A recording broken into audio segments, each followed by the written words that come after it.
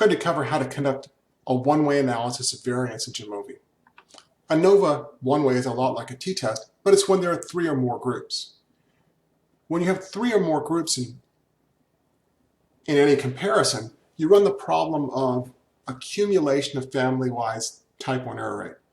In other words, this snowballing or clustering of mistakes, that as you make type 1, as you keep comparing things, your type 1 error rate, your false alarm rate, goes up exponentially. It's a lot like your worst day ever. As you keep making decisions, as you keep screwing up, things get worse and worse and worse. This happens in everyday life as you continue to make bad decisions in a bad situation, and it goes terribly and things just blow up.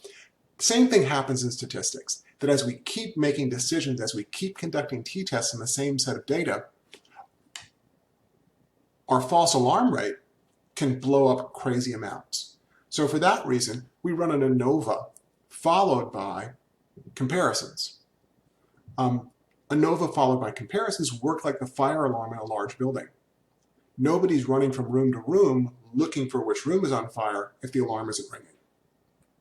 So you have an omnibus or overall test, the fire alarm for the whole building. Once that goes off, you go in with a comparison and you see which room is on fire. So we're going to conduct a one-way ANOVA. So under ANOVA, it's one-way. And I'll show you what we're doing here. Let's look at the data. Let's say if I wanted to know, right, I've got fall 2020, summer 2016, summer 2019. Right, there's like 7 different semesters where they took this test. And the question I might have is digit backward equivalent for all 7 semesters, or were some classes better than others? Maybe my summer students were particularly gifted in memory span. Maybe my fall students had terrible memory spans.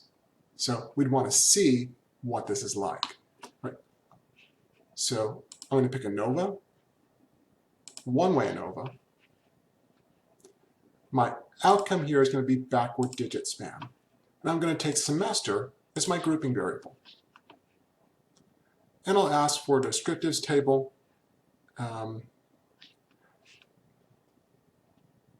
maybe that's enough. Well, yeah, we'll do a descriptives table. First, look at the descriptives at the bottom. If you look at mean backward digit span,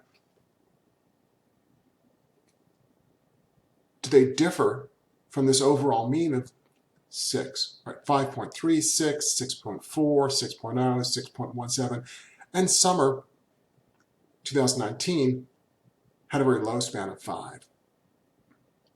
Now the question is this low enough, right? Everyone's sitting around 6. We've got 2 semesters that are fairly low.